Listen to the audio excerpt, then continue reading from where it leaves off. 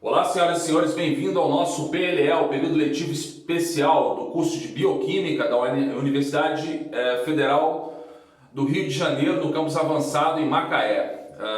Essa aula de hoje é uma continuidade da aula do ciclo de Krebs e, seguindo a nossa linha, a gente vai pegar agora todos os NADHs e FADH2 que foram produzidos nas vias anteriores, me refiro à glicólise e ciclo de Krebs, e vamos pegar os pares de elétrons que estão incluídos nessas moléculas reduzidas, NADH e FADH2, e vamos transferir esses elétrons para a cadeia transportadora de elétrons.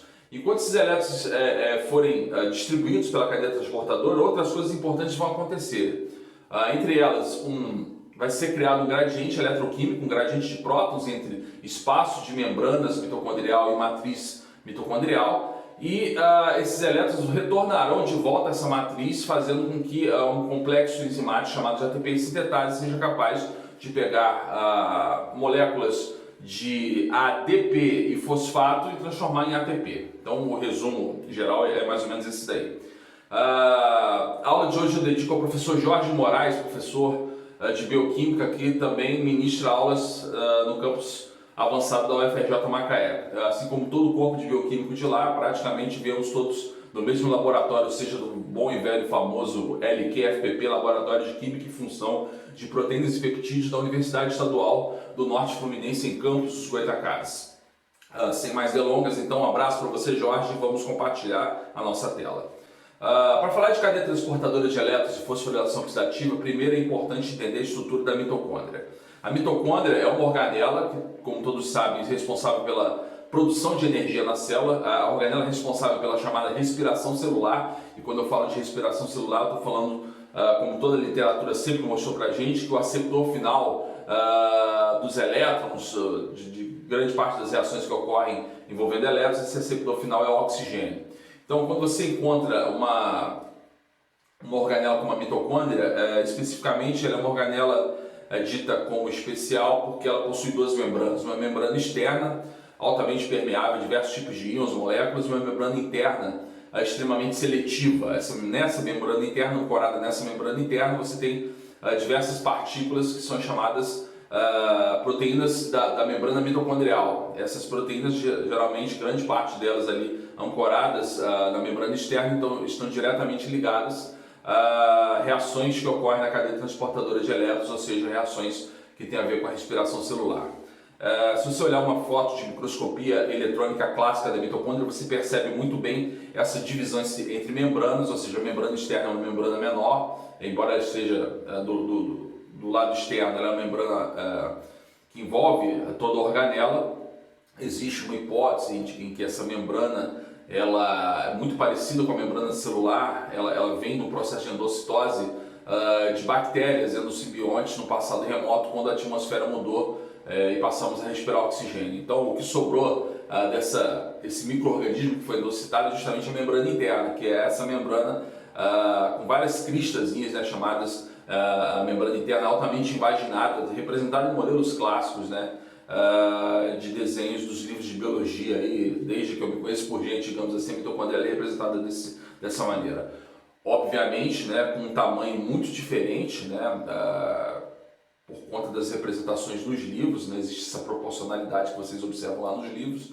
Se a gente fosse comparar o tamanho de uma mitocôndria com o tamanho da célula, ela seria mais ou menos, fazer uma analogia bem grosseira, a bola de futebol dentro do Maracanã, digamos assim. Então, o tamanho de uma membrana, o tamanho de uma organela mitocondrial é mais ou menos esse. Então, você no mesmo campo de visão não conseguiria ver a membrana externa, né, da célula, a célula inteira e a mitocôndria junto. Então, acabam sendo representados de forma desproporcional as mitocôndrias de outras organelas dentro da célula desse jeito, mas mantendo as devidas proporções, é mais ou menos assim que funciona.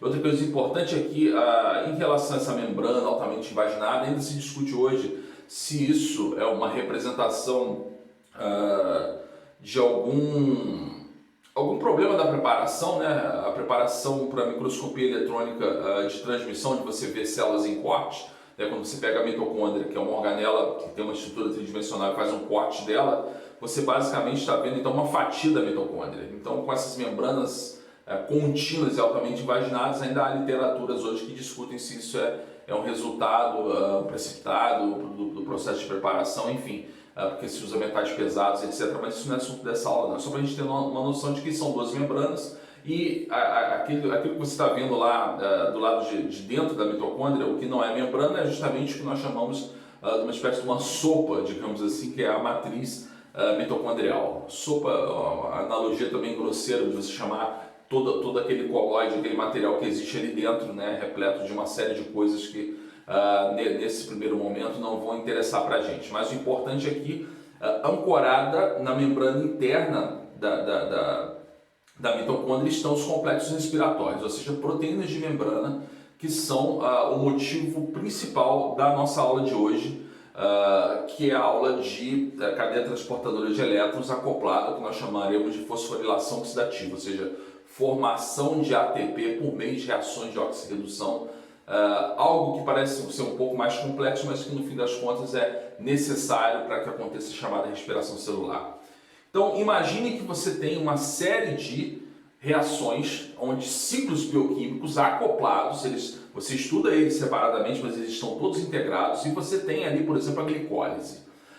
O subproduto de degradação daquela molécula de 6 carbonos, que é a glicose, é a molécula de piruvato com 3 carbonos, mas durante essa transformação, ou seja, a quebra da glicose, você foi capaz de produzir então ATP diretamente, né, e moléculas que são sinônimos de energia indiretas, né, que são chamados NADHs. Quando o piruvato se transformou em acetilcoenzima A e foi dar umas voltinhas, digamos assim, lá no ciclo de Krebs, você também foi capaz de produzir mais moléculas de NADH e você também produziu uma outra molécula reduzida tão importante para sinônimo de energia indireta, tão importante como o NADH, que foi o FADH2. Em outras etapas entre os ciclos, você também foi capaz de produzir o NADH, enfim. Mas o fato é que você tem agora um monte de NADH e FADH2, que são moléculas reduzidas, e a pergunta é qual o destino dessas moléculas? Para que essas moléculas foram produzidas durante os ciclos metabólicos? Então, essas moléculas agora, né, carregadas de elétrons, vão encaminhar esses elétrons para a chamada cadeia transportadora de elétrons. Então, esses elétrons vão precisar ser transportados, né, para a membrana interna da mitocôndria, né, para que lá encontrem essas proteínas de membrana que sejam capazes de, através de estruturas nela existentes, receber esses elétrons, esses pares de elétrons que serão doados pelos NADHs e pelos FADH2 produzidos em outras vias metabólicas, tá? Então a gente vai ver como é que isso funciona. Tá? Então, se você observar de cara, a cadeia transportadora de elétrons, né, e a fosforilação oxidativa, né, consiste numa série de transportadores desses elétrons. Essa é a palavra-chave, transportador de elétrons. Esses elétrons deverão então ser produzidos e transferidos, né, durante esse processo aí para a cadeia transportadora de elétrons. Sendo que a maioria desses complexos respiratórios são proteínas integrais de membranas, e os grupos prostéticos, ou seja, aquela porção não proteica, dentro da proteína tem uma porção que não é proteica, né, elas deverão ser capazes de aceitar, né, entre elas, ou doar, né, digamos assim, pares de elétrons e por meio de reações de oxirredução. A literatura mostra que nos sistemas biológicos existem 4 tipos de reações onde você tem transferência de elétrons, né? Entre elas, a transferência direta de elétrons por meio de redução de átomos de ferro, por exemplo, de partes de ferro 3 para ferro 2 e assim por diante. A transferência de elétrons do próprio hidrogênio, né? O hidrogênio, o átomo de hidrogênio carrega elétrons com ele, ou seja, o que nós chamamos de próton, né? ou próton, como vocês preferirem, ele carrega pares de elétrons, carrega elétrons com ele, e a transferência como íon hidreto, ou seja, né? No caso o próprio hidrogênio, que pode ter um elétron associado, ou pode possuir no seu íon hidreto 2 elétrons a ele associados, né? E a quarta maneira pela qual você transfere elétron é a combinação direta, né, entre um redutor orgânico com oxigênio. Então essas 4 formas existem descritas na literatura para você transferir elétrons. Então o conjunto delas você vai observar na chamada cadeia transportadora de elétrons.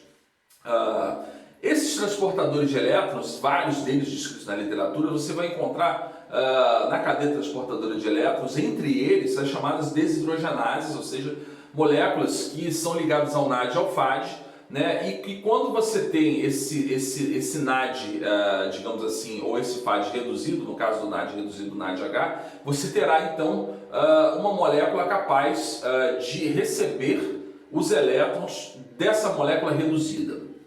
Uma delas a gente vai mostrar aqui para vocês, que é chamado biquinona ou coenzima Q. O biquinona ou coenzima Q, né, cuja foto vocês estão observando nesse slide, ela pode se apresentar de três formas, né? Completamente oxidado, ou seja, não recebeu pares de elétrons ainda, semi-reduzidas quando ela recebe um elétron, ou totalmente reduzida quando ela recebeu os dois pares de elétrons. Então isso é extremamente importante porque você tem uma variação entre oxidado, semi-reduzido e reduzido desse transportador de elétrons, né, que nesse caso aqui é o biquinona, também chamado de coenzima Q. Temos também como transportadores de elétrons chamados citocromos, né?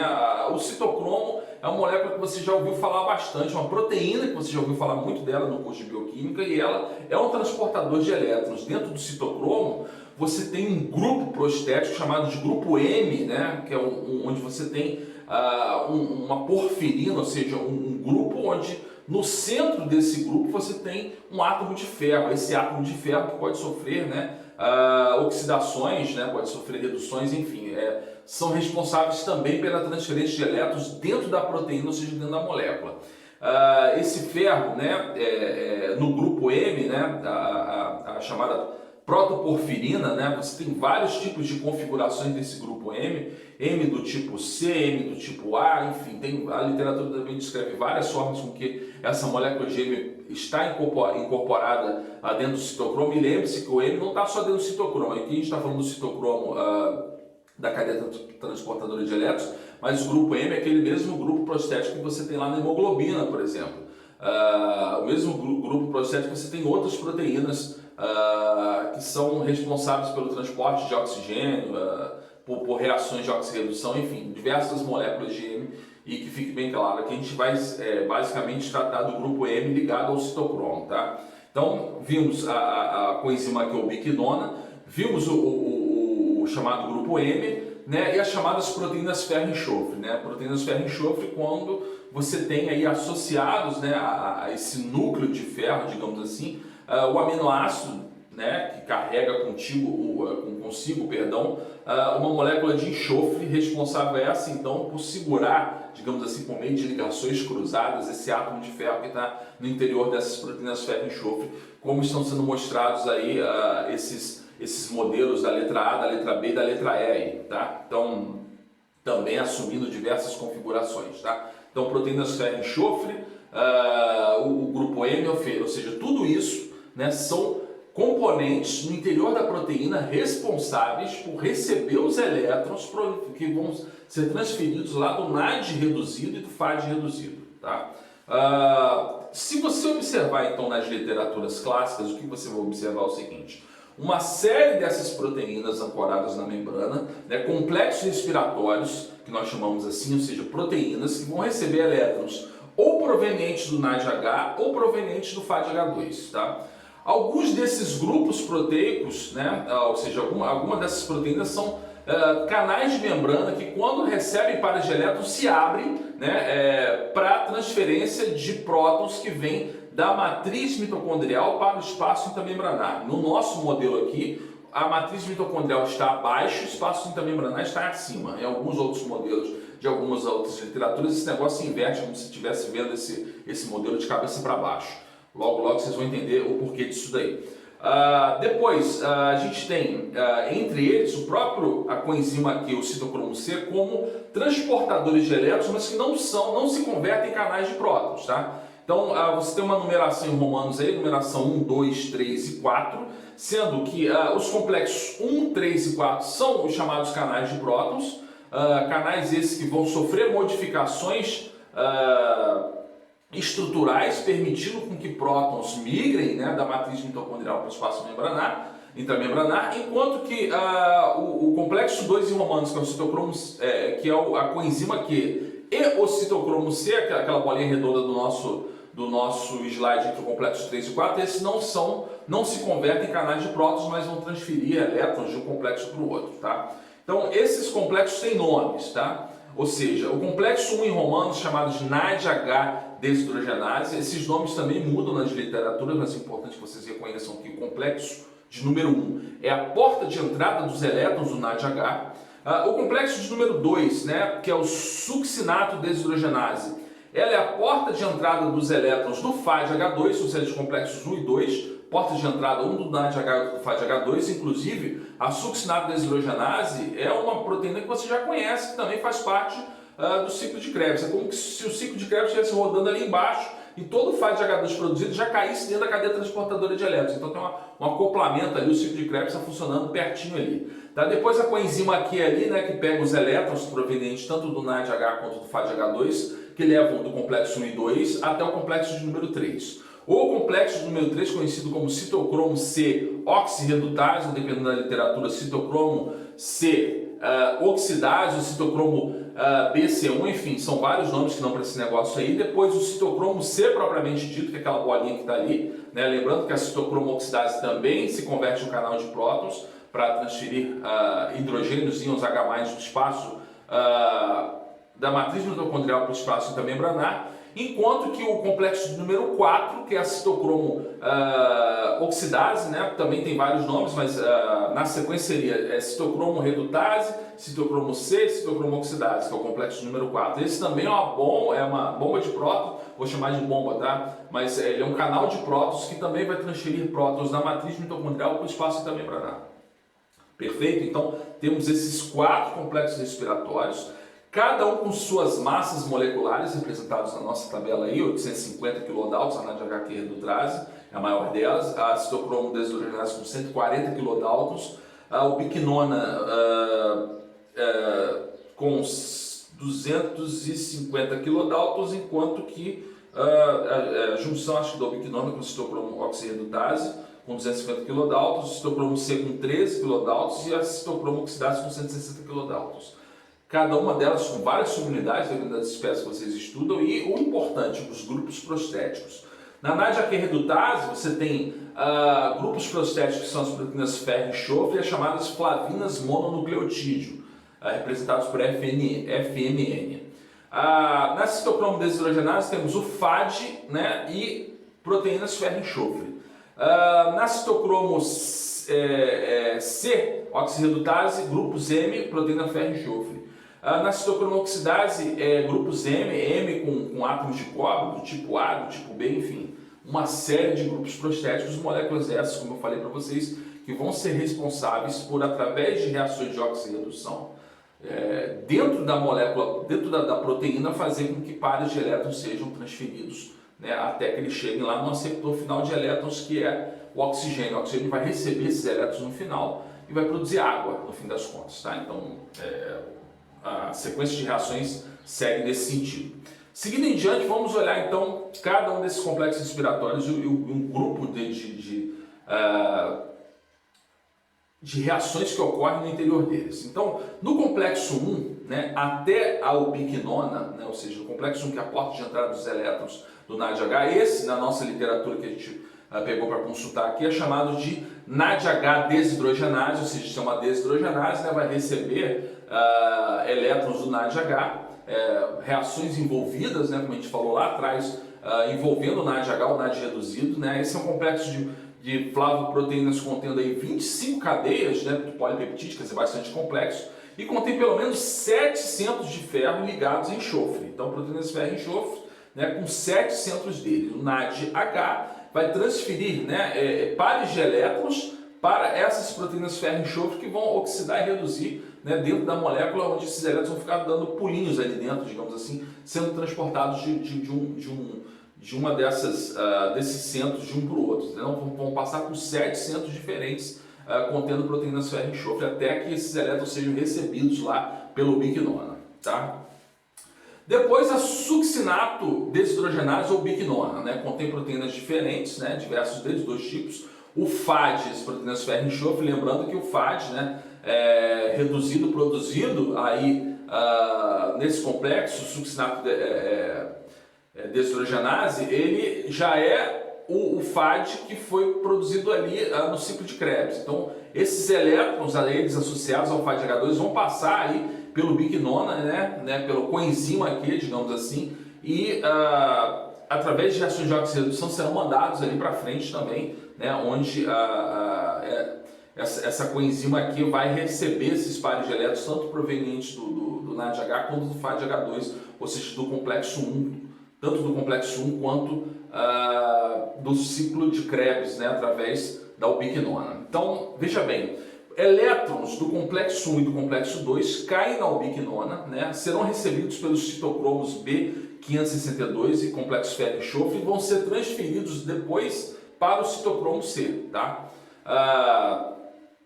Esse grupo de reações, como eu falei para vocês, acontece por meio de oxirredução. Tá? Então, depois o citocromo C leva, né, esses grupos, esses pares de elétrons para a citocromo oxidase, que possui, né, citocromos tipo A e A3, repletos de grupo M. Então, os átomos do grupo M, nesse caso, né, recebem esses elétrons por meio de reação de oxirredução. E aí você tem nessa sequência elétrons que vieram do complexo 1 para o complexo 2, passaram pela ubiquinona, chegaram ao complexo número 3 e em seguida para o citocromo C. Tá? Depois o citocromo C leva isso tudo para o complexo 4. Né? Então, várias reações estão acontecendo aí. A gente ainda não falou da passagem dos prótons da matriz mitocondrial para o espaço intramembranar. O que você tem que ter na cabeça é que os elétrons, por meio de reações de oxirredução, estão pulando de complexo de um para o outro e sendo transferidos então por essas moléculas dentro dessas moléculas através de seus grupos prostéticos. Então, agora a gente vai discutir essa passagem dos prótons, né, que foram possíveis de ser transportados da matriz mitocondrial para o espaço intramembranar por conta de modificações estruturais promovidas pelos pares de elétrons que foram doados pelo NADH e pelo FADH2. Então essa é chamada fosforilação oxidativa, ou seja, você tem agora um gradiente eletroquímico, tá, pela transferência de íons H+, que vão passar pelos canais de membrana, que na verdade são esses complexos respiratórios de número 1, 3 e 4 da cadeia transportadora de elétrons, que sofreram modificações estruturais durante a transferência de elétrons. Então, quando pares de elétrons vão passando por esses complexos respiratórios, eles se abrem como canais de prótons, permitindo então uma migração de íons H+ ali da matriz mitocondrial para o espaço intramembranar. Então você vai produzir um gradiente eletroquímico ali. Tá? Então os prótons, né, ou seja, os íons H+ com carga positiva, vão ser mandados lá para o espaço intramembranar. Agora então você terá a carga negativa da matriz mitocondrial, promovido pela falta desses prótons que migraram para da matriz mitocondrial para o espaço intermembranar, e o espaço intermembranar então ficará com carga positiva, né? Espaço intermembranar carregado positivamente e a matriz mitocondrial carregada negativamente. Então você tem um gradiente químico, um gradiente de prótons que deverá ser desfeito lá pelo complexo que vem adiante, que é o complexo de número 5. O fato é que durante a passagem de elétrons, então você tem esses prótons migrando de um lado para o outro.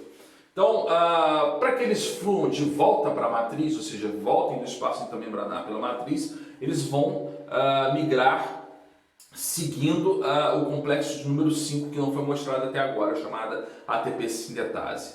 O complexo de número 5, o ATPase, ATP sintetase, ATP sintase, dependendo da literatura que você observa, ela é uma proteína de membrana também, tá? Onde você tem 3 subunidades. A chamada subunidade 1, né, ou subunidade F1, que são essas moléculas aí, né, essas coisas arredondadas, né, essas subunidades alfa e beta, tá? Uma haste intermembranar, uma haste intermediária, né, que segura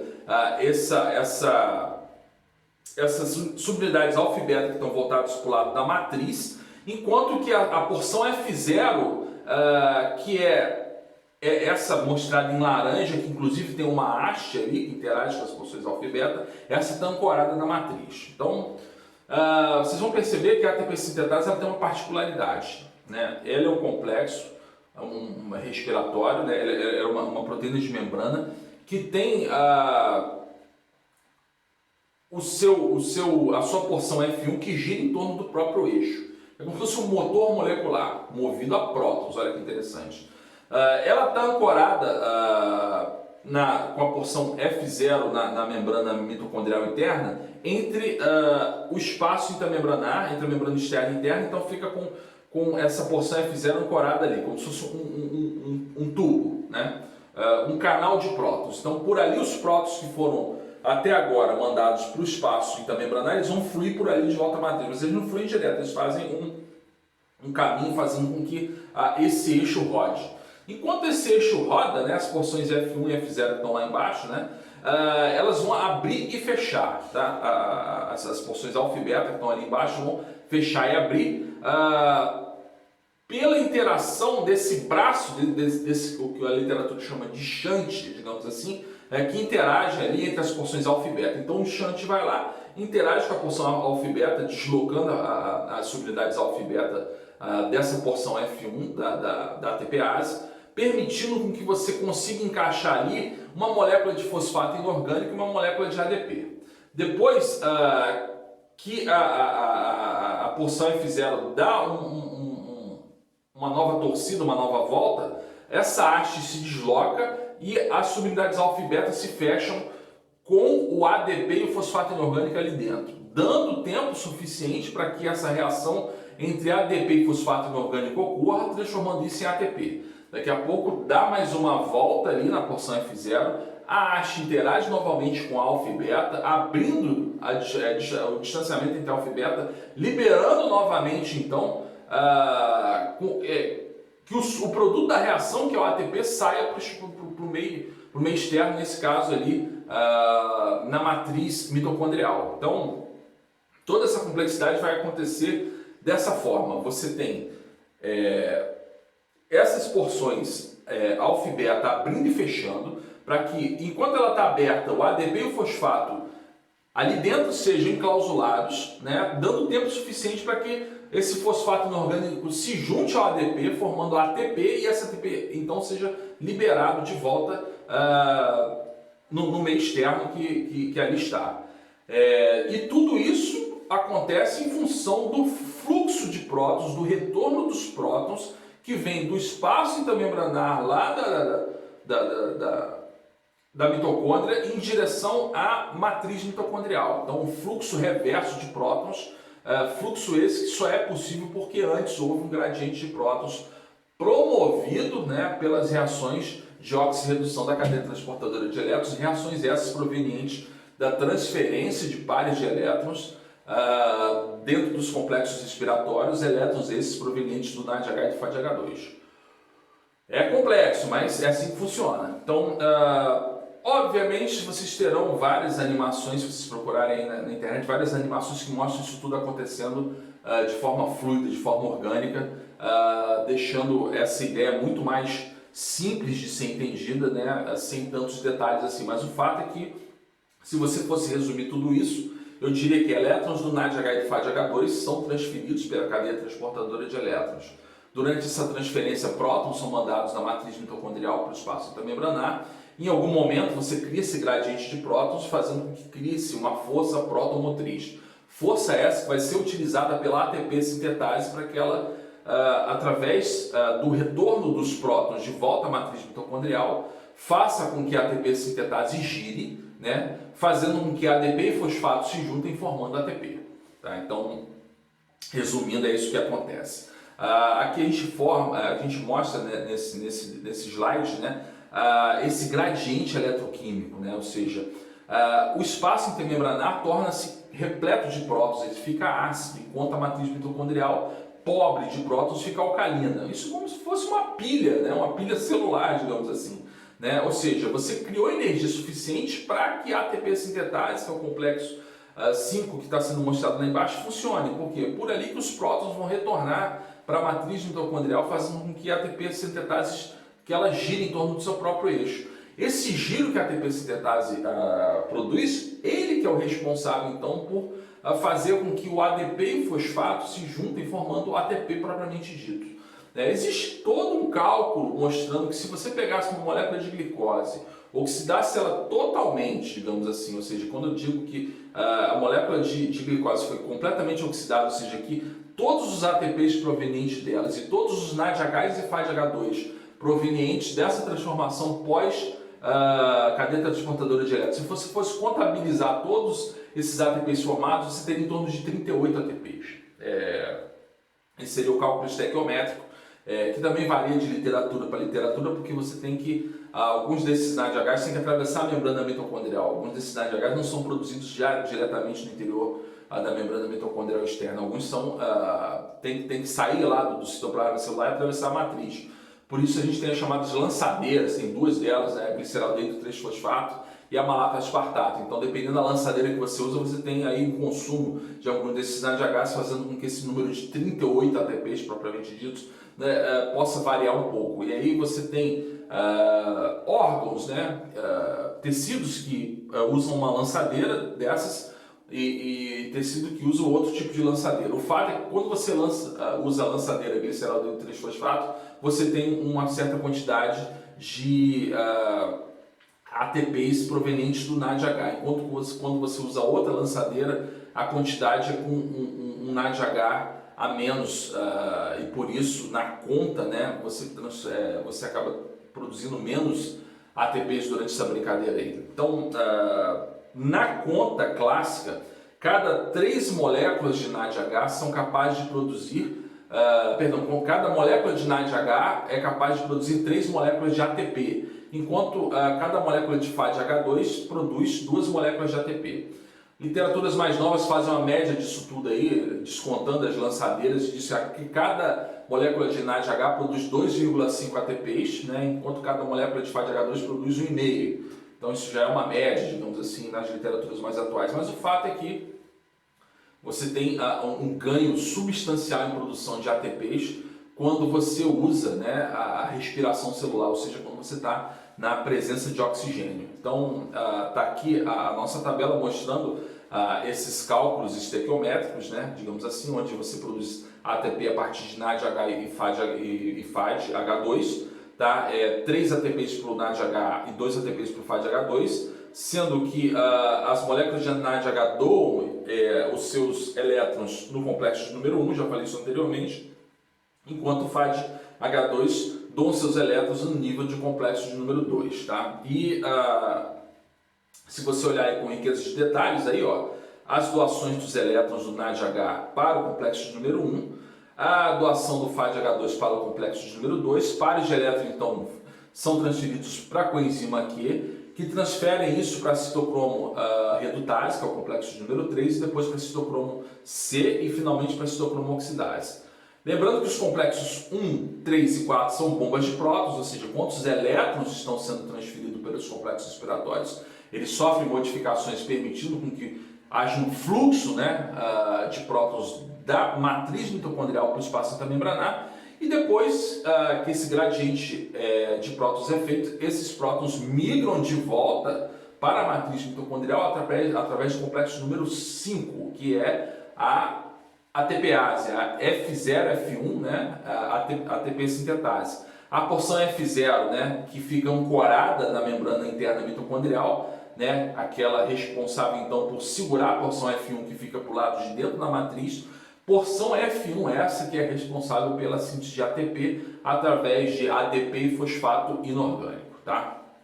Então, esse é um resumo, né, onde você acopla, né, o gradiente eletroquímico aí com a fosforilação oxidativa, ou seja, com a formação de ATP através de ADP e fosfato inorgânico. Então, se te perguntarem como que a cadeia transportadora de elétrons está acoplada à fosforilação oxidativa, através desse gradiente de prótons, porque o complexo 5, ou seja, a síntese de ATP, ela não é possível sem que haja esse gradiente de prótons. Por quê? Porque sem os íons H+, né, sem o fluxo reverso de prótons dos íons H+, pela porção F0 da ATP sintetase, você não tem o giro da porção F1 e, consequentemente, você não tem a produção de prótons necessárias para que toda essa energia seja produzida. Certo? Então, visto isso, né, como eu falei para você, eu vou deixar aí no link alguns links onde você verá vídeos muito bem elaborados, várias animações onde essas coisas vão acontecer ao mesmo tempo, tá? Onde você vê esse fluxo de reações de oxirredução, onde os elétrons migram pelos complexos respiratórios, onde você vê, né, esses prótons sendo mandados primeiro para o espaço intermembranar e depois de volta para a matriz mitocondrial. E a gente vai falar na nossa sequência aqui de como funcionam as lançadeiras, ou seja, quantos NADHs são consumidos quando você usa uma lançadeira ou outra. Certo? Então, presta bastante atenção nisso.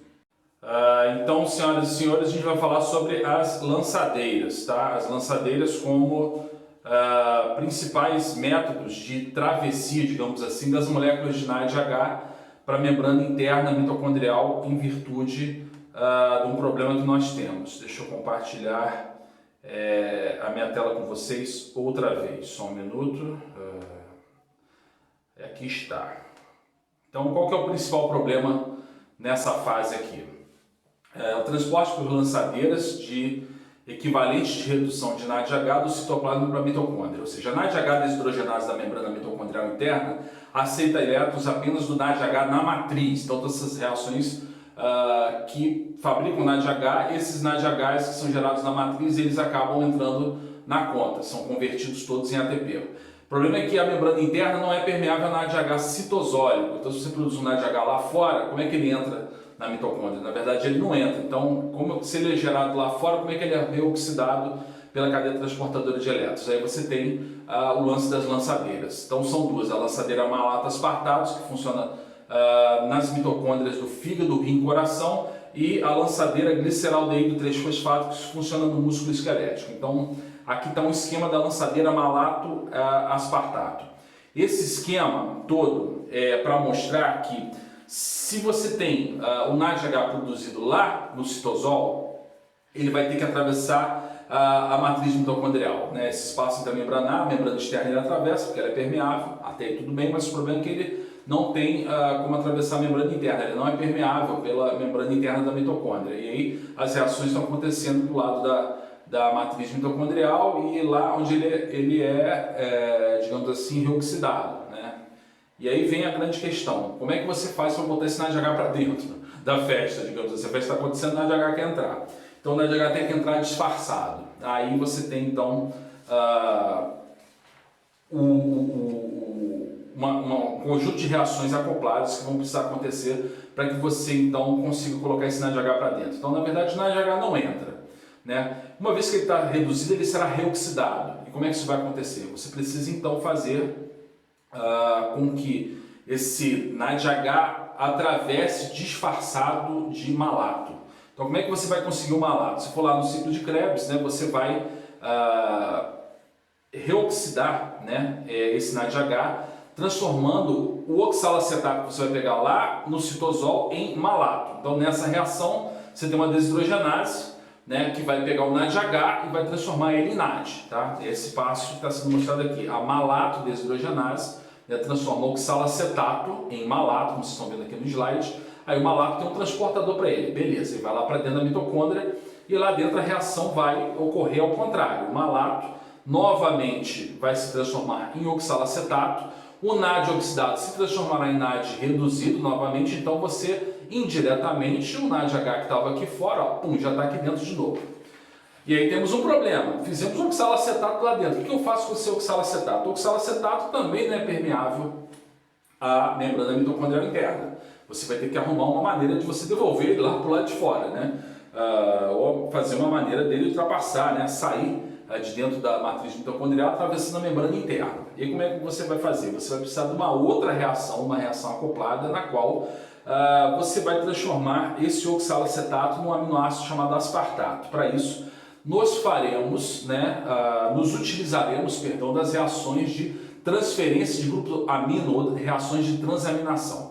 Essas são reações específicas que você vai ver lá perto do metabolismo de aminoácidos, que envolve inclusive o ciclo da ureia. Mas já de antemão, essa é uma reação na qual o oxalacetato ser transformado em malato, você precisa da formação de glutamato, né?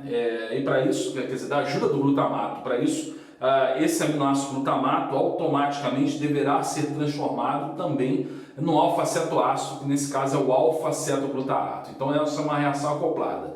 Enquanto o oxalacetato vira aspartato, ao mesmo tempo o glutamato vira alfa-cetoglutarato. Então essa reação ela é catalisada por uma aminotransferase, né, que é uma aspartato aminotransferase, na qual você então cria, né, esse aminoácido aspartato e o alfa-cetoglutarato, e o aspartato, por consequência, tem um transportador mitocondrial para ele, então ele sai.